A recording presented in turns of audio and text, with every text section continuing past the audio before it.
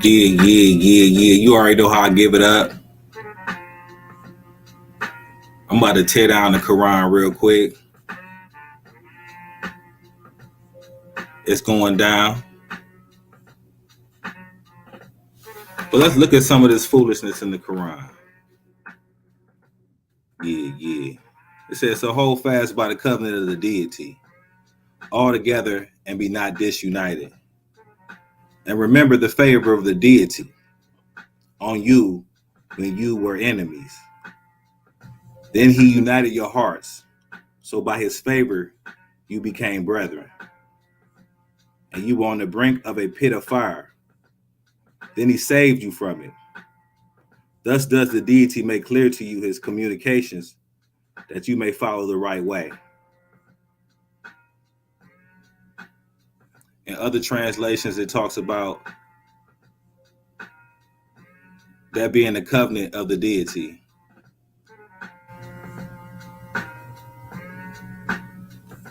We have a covenant of Yah, and these Muslims have the covenant of the deity. There's instructions from the deity. The deity tells them to eat camel meat, as we can see in chapter 22, verse 36 of the Quran. The deity tells them to beat their wives, as in chapter 4, verse 34.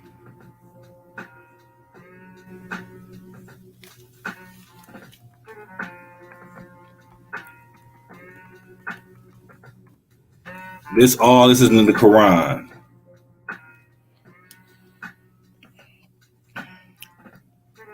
Those who avoid great sins and shameful deeds, only falling into small faults, verily thy Lord is ample in forgiveness. He knows you well when he brings you out of the earth, and when you are hidden in your mother's womb. Therefore justify not yourself. He knows best who is that guards against evil.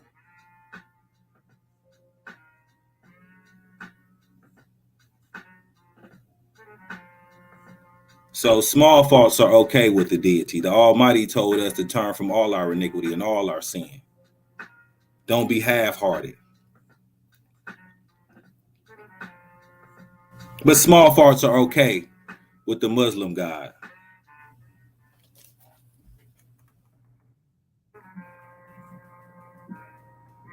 Look here.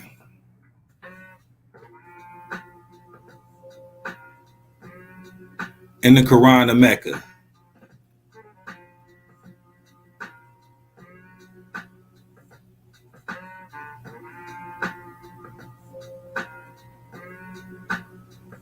They know the difference between day and night.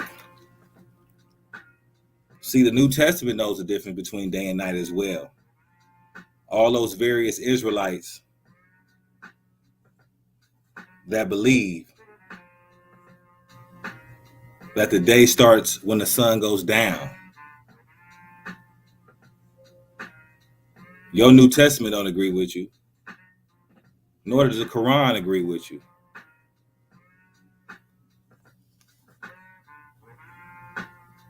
Now notice what the Quran says.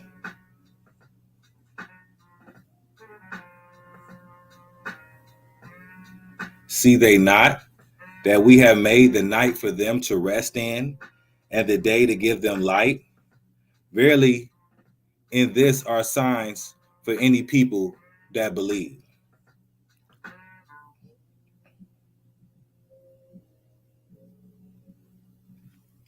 There's two things I want you to notice on this verse right here.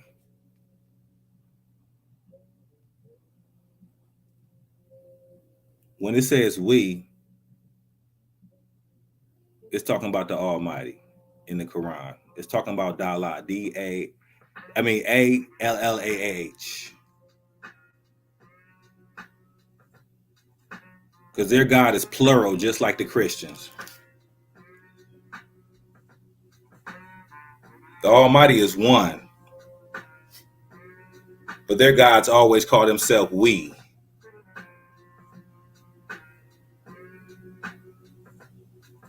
But also, the Muslims know when the day starts. The day starts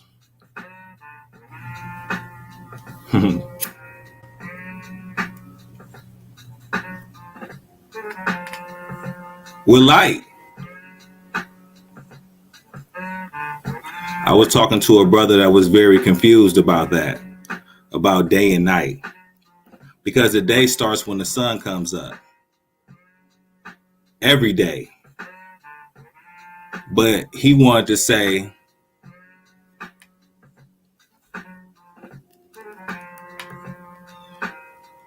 that the Passover and the Feast of Unleavened Bread were on the same day, because he didn't know the difference between day and night. The Passover was when the angel of death passed over the houses and all the firstborn died.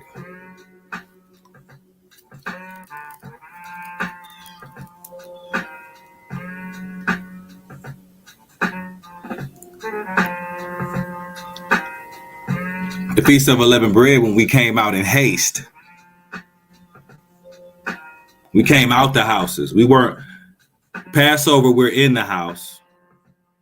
Feast of Unleavened Bread, we're out the house. But let me go back to the Quran.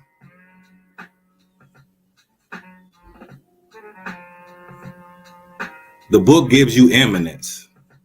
Certainly, we here revealed to you a book which gives you eminence. Do you not understand? So it's the Quran is saying that the Quran makes you superior.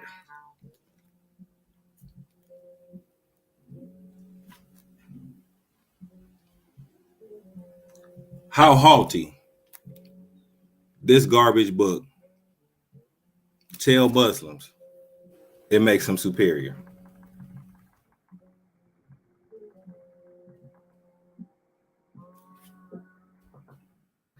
Now, this is an important lesson right here about the Quran. I'm sorry for those who missed it.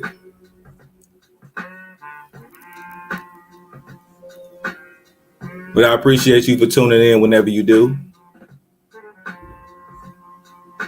I do these on random. Don't tell me why the Almighty motivates me to talk about certain books at certain times.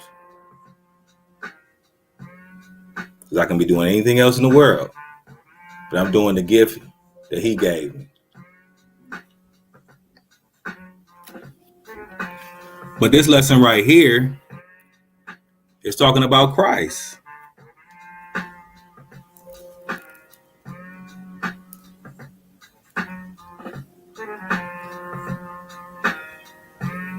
Because Christ is in the Quran. So the first thing taught when reading these verses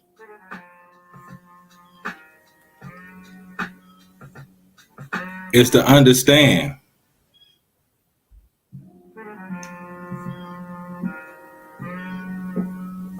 that Christianity was before Islam. Islam is the youngest religion around us.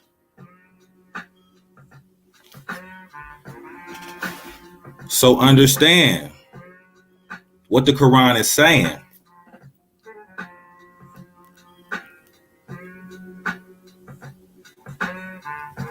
It's saying Christ is not the son of the Muslim God, Dala. Let me stop being so coded. My family already know. And they say the most benevolent deity has begotten a son or children. Glory to Him.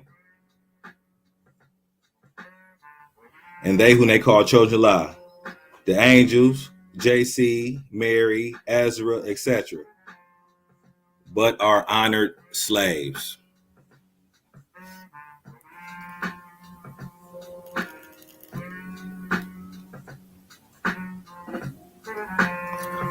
So the Quran just called the Christ of the New Testament a slave,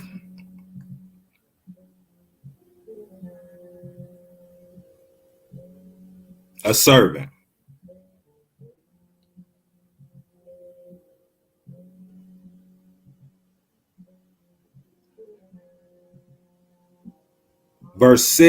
Chapter 6, verse 101 is also dogging the Christ of the New Testament, humbling him. The Quran is doing that. So you learn two things from that.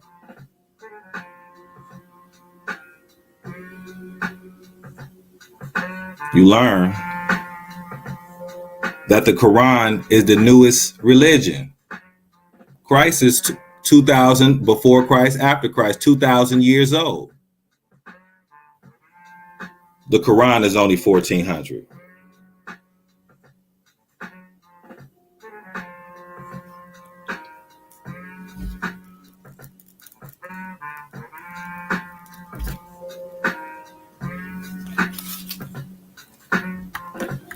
To him is due the primal origin of the heavens and the earth. How can he have a son when he have no consort? He created all things, and he have fully knowledge of all things. How can he have a son? But the Almighty said Israel's his son. He even said he begotten David in the Psalms 89. So I'm not saying the Quran is telling the truth here. Don't get me twisted.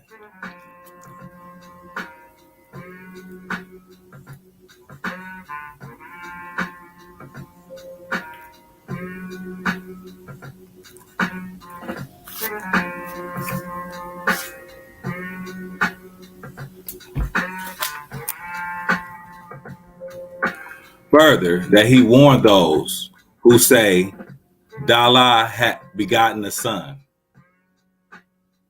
No knowledge have they of such a thing, nor had their fathers. It is a grievous thing that issues from their mouths. As a saying, what say is nothing but falsehood.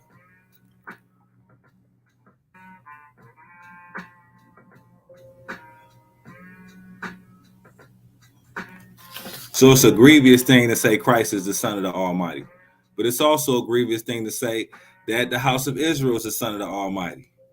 They don't want to have nobody be the Son of the Almighty because they want everybody under that religion. But the Almighty has a covenant people. That's his son.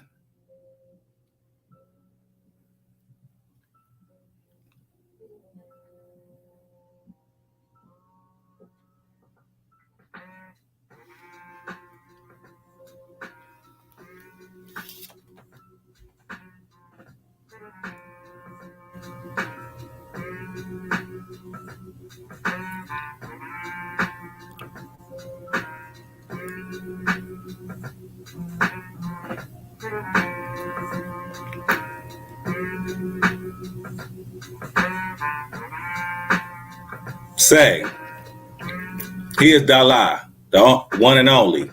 Dala, eternal, absolute. He begetteth not, nor is he begotten. Now, who the Quran is taking shots at? The supposed only begotten. Now, he say he begetteth not. We know that's a lie. He said he begotten David in Psalms 89. So let's stop playing.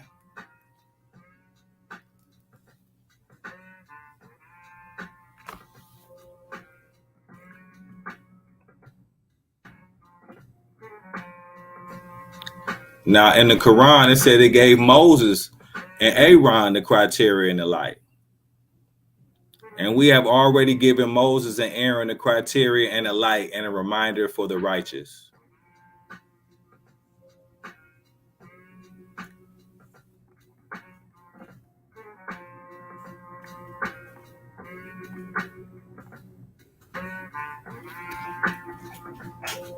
Now, this is for you to understand.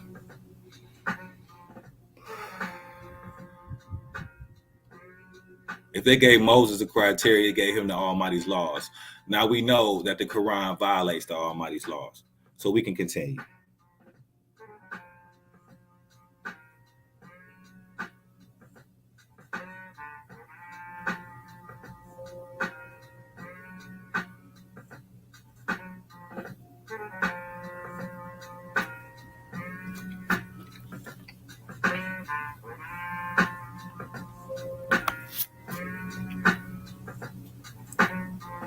Now, in the book of Jasher,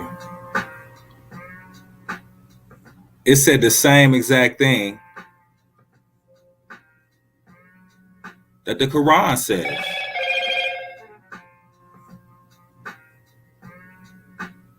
And when Abraham saw all these things, his anger was kindled against his father. And he hastened and took a hatchet in his hand and came to the chambers of the gods, and he broke all his father's idols.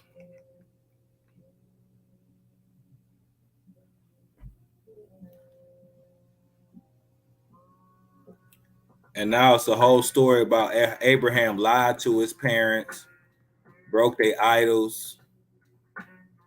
He ain't just leave, but he disrespected them. But I'll put it right here in bold. You can read it all.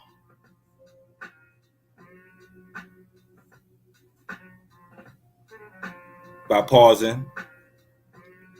So he broke them in pieces, all but the biggest one, that they might turn themselves to it.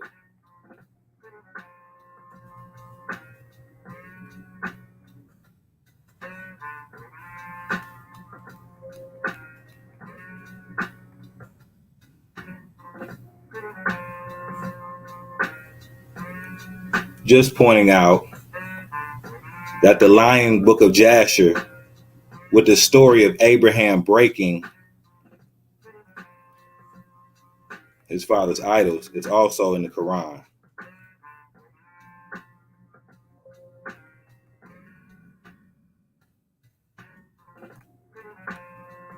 Abraham was not a Jew nor a Christian, but he was true in faith and bowed his will to the deity. And he joined not gods with the deity.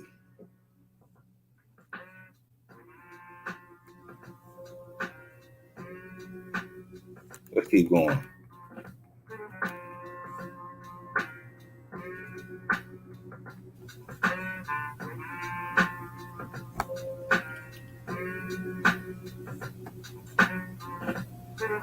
When Moses came to the place appointed by us, who is us? Us is the deity. ALLAH. It's not talking about the angels. Let us make man in our image. It's not talking about the angels like the Almighty book. Us is not the angels. And I'm going to show you that right now. But right here, Moses is I am the first to believe. No, you're not. Let's continue. We know Moses is not the first to believe. Behold, we said to the angels, bow down to Adam. So we was talking to the angels.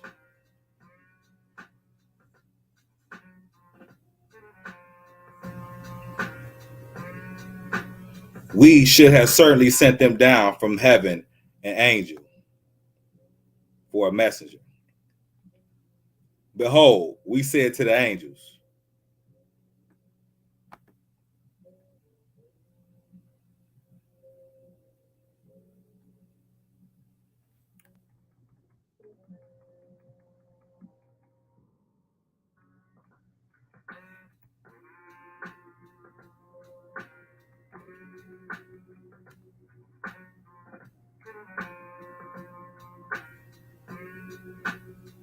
Now look how contradictory this is.